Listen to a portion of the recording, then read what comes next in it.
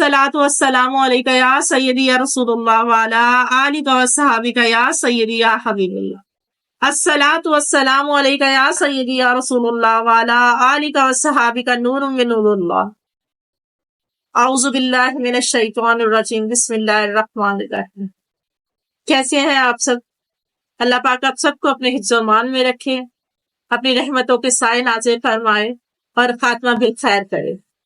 کل ہم نے نبی پاک صلی اللہ علیہ وآلہ وسلم کی آغاز زندگی کے بارے میں جانا، ان کا حسب نسب جانا، قریش کے بارے میں جانا کہ قریش کون تھے، اور آج ہم جانیں گے بنو ہاشم کے بارے میں کہ بنو ہاشم کون تھے اور ان کا ہمارے نبی اکرم صلی اللہ علیہ وآلہ وسلم سے کیا تعلق تھا۔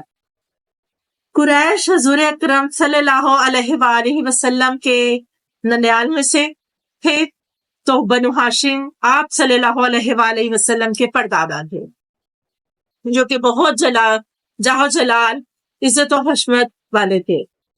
آپ کا اصل نام عمرو تھا، انتہائی بہادر، بے حد سخی اور رحم دل تھے، اور اعلیٰ درجے کے مہمان نواز بھی تھے۔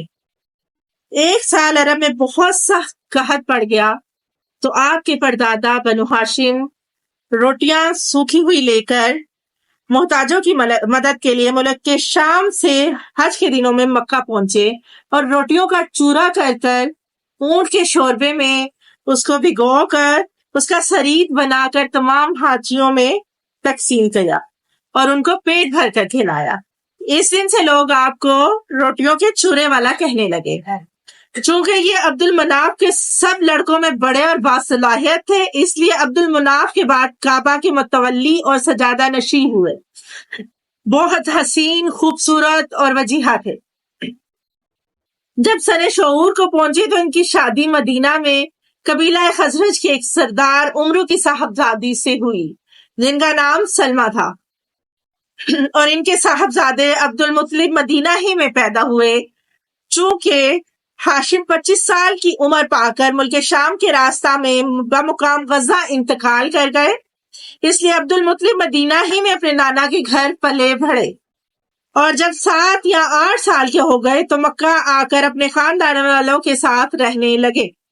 عبد المطلب حضور اقدس صلی اللہ علیہ وآلہ وسلم کے دادا، جن کا اصلی نام شیبہ ہے، یہ بڑے ہی نیک نفس اور عابد و زاہد تھے۔ غار ہرا میں کھانا پانی ساتھ لے کر جاتے اور کئی دنوں تک لگاتار خدا کی عبادت میں مصروف رہتے۔ رمضان شریف کے مہینے میں اکثر وہاں پر اعتکاف کرتے اور خدا کے دھیان میں گوشہ نشیں رہا کرتے تھے۔ رسول اللہ صلی اللہ علیہ وآلہ وسلم خاتم النبیین کا نور نبوت ان کی پیشانی میں چمکتا تھا، اور ان سے بڑی عقیدت تھی مکہ والوں کو۔ جب بھی مکہ والوں پر کوئی مصیبت آتی یا قحط آتا تو اب لوگ عبد المطلب کو ساتھ لے کر پہاڑ پر چڑھ جاتے اور بارگاہ خداوندی میں ان کو وسیلہ بنا کر دعا مانگتے تھے، اور جب وہ ان کو وسیلہ بنا کر دعا مانگتے تھے تو ان کی دعا قبول ہو جاتی تھی۔ وہ لوگ لڑکیوں کو زندہ درگور کرنے سے لے کر بہت سے برے کاموں میں مصروف تھے، لیکن حضرت عبد المطلب ان کو ان کاموں سے روکتے تھے اور ان کاموں کو بہت برا سمجھتے تھے۔ اسی لیے ان کا لقب معتم الطیر یعنی کہ پرندوں کو کھلانے والا ہے۔ شراب اور زنا کو حرام جانتے تھے اور عقیدہ کے لحاظ سے موحد تھے۔ زمزم شریف کا کنواں جو بالکل پھٹ گیا تھا، آپ ہی نے اسے نئے سرے سے کھدوا کر درست کیا، اور لوگ آب زمزم پی کر سیراب ہونے لگے۔ آپ بھی کعبہ کے متولی اور سجادہ نشین ہوئے۔ اصحاب فیل کا واقعہ آپ ہی کے وقت میں پیش آیا۔ 120 برس کی عمر میں آپ نے وفات پائی۔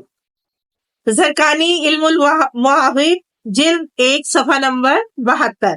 اصحاب فیل کا واقعہ حضور اکرم صلی اللہ علیہ وآلہ وسلم کی بداعث سے صرف 55 دن پہلے یمن کا بادشاہ ابرہ ہاتھیوں کی فوج لے کر کعبہ ڈھانے کے لیے مکہ پر حملہ آور ہوا۔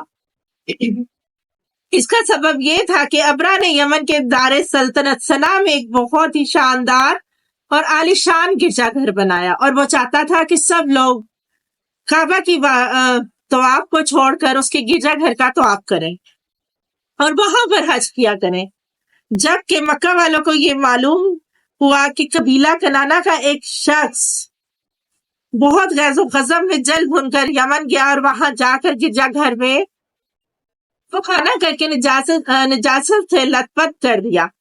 جب ابرا نے یہ واقعہ سنا تو وہ تیش میں آپ میں سے باہر ہو گیا اور خانہ کعبہ کو ڈھانا کے لیے نعوذ باللہ ہاتھیوں کی پونچھ لے کر مکہ پر حملہ کر دیا، اور اس کی پونچھ کے اگلے دستہ نے مکہ والوں کے تمام اونٹوں اور دوسرے مواشیوں کو چھین لیا۔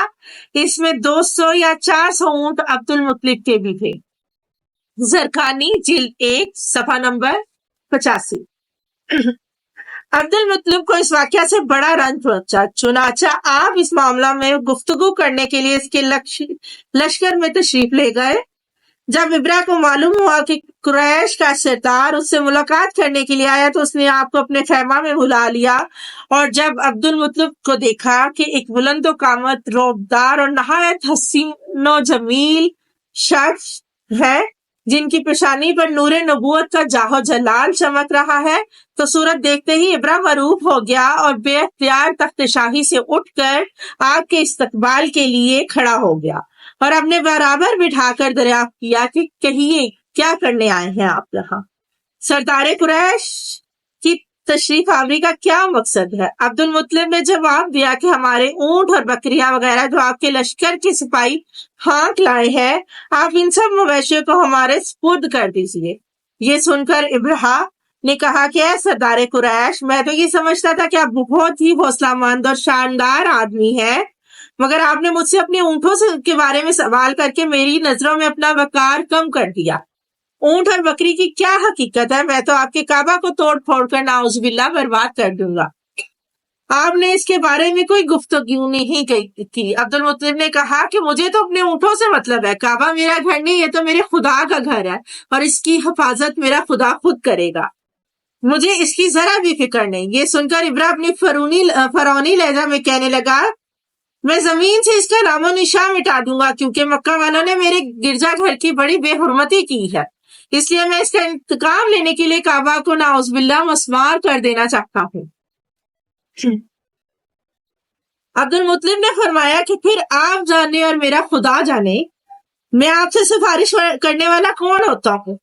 اس گفتگو کے بعد ابرا نے تمام جانوروں کو واپس کر دینے کا حکم دیا اور عبد المطلب تمام اونٹوں اور بکریوں کو ساتھ لے کر اپنے گھر چلے آئے اور مکہ والوں سے فرمایا کہ تم لوگ اپنے اپنے مال مویشیوں کو لے کر مکہ سے باہر نکل جاؤ اور پہاڑوں کی اونچی چوٹیوں پر چڑھ کر دروں میں چھپ کر پناہ لے لو۔ مکہ والوں سے یہ کہہ کر پھر خود اپنے خاندان کے چند آدمیوں کو ساتھ لے کر خانہ کعبہ میں گئے اور دروازہ کا حلقہ پکڑ کر انتہائی بے قراری اور گرہ زاری کے ساتھ دربار باری میں اس طرح دعا مانگنے لگے۔ ترجمہ: اے اللہ، بے شک ہر شخص اپنے اپنے گھر کی حفاظت کرتا ہے، لہٰذا تو بھی اپنے گھر کی حفاظت فرما اور صلیب والوں اور صلیب کے پجاریوں کے مقابلہ میں اپنی اطاعت شعاروں کی مدد فرما۔ عبد المطلب نے یہ دعا مانگی اور اپنے خاندان والوں کو ساتھ لے کر پہاڑ کی چوٹی کے اوپر چڑھ گئے اور خدا کی قدرت کا جلوہ دیکھنے لگے۔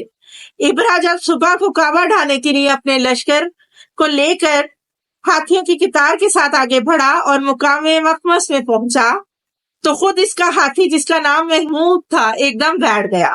ہر چند مارا، ہر بار للکارا، مگر ہاتھی نہیں اٹھا۔ اسی حال میں قہر الہی ابابیلوں کی شکل میں نمودار ہوا۔ ننھے ننھے پرندے جھنڈ کے جھنڈ، جن کی چونچ اور پنجوں میں 3 کنکریاں تھی، سمندر کی جانب سے حرم کعبہ کی طرف آنے لگے۔ ابابیلوں کے ان دل بادل لشکروں نے اور برہا کی فوجوں پر زور و شور سے سنگ باری شروع کر دی کہ آن کے آن میں ابرا کے لشکر اور اس کے ساتھیوں کے پرخچے اڑ گئے۔ ابابیلوں کی سنگ باری خداوند قہار و جبار کے قہر و غضب کی ایسی مار تھی کہ جب کوئی کنکری کسی فیل سوار کے سر پر پڑتی تھی تو وہ اس آدمی کے بدن کو چھینتی ہوئی ہاتھی کے بدن سے پار ہو جاتی تھی۔ ابرا کی فوج کا ایک آدمی بھی زندہ نہیں بچا اور سب کے سب ابرا اور اس کے ہاتھیوں سمیت اسی طرح ہلاک و برباد ہو گئے کہ ان کے جسموں کی بوٹیاں ٹکڑے ٹکڑے ہو کر زمین پر بکھر گئیں۔ چنانچہ قرآن مجید کی سورہ فیل میں خداوند قدوس نے اس واقعہ کا تذکرہ کرتے ہوئے ارشاد فرمایا ہے کہ ترجمہ: یعنی اے محبوب کیا آپ نے نہ دیکھا کہ آپ کے رب نے ان ہاتھی والوں کا کیا حال کر ڈالا؟ کیا ان کے داؤں کی تباہی میں نہ ڈالا اور ان پرندوں کی ٹکڑیاں بھیجی تاکہ انہیں کنکر کے پتھروں سے مارے تو انہیں چبائے ہوئے بھوس جیسا بنا ڈالا۔ جب ابرا اور اس کے لشکروں کا یہ انجام ہوا تو عبد المطلب پہاڑ سے نیچے اترے اور خدا کا شکر ادا کیا اور سجدہ شکر بجا لائے۔ ان کی اس کرامت کا دور دور تک چرچا ہو گیا اور تمام اہل عرب ان کو ایک خداداد سید بزرگ کی حیثیت سے قابل احترام سمجھنے لگے۔ حضرت عبداللہ کے بارے میں ہم اگلی ویڈیو میں جانیں گے۔ تب تک آپ میرے چینل کو لائک کریں، سبسکرائب کریں، شیئر کریں تاکہ اور لوگ اس میں شریک۔ اللہ حافظ، فی امان اللہ۔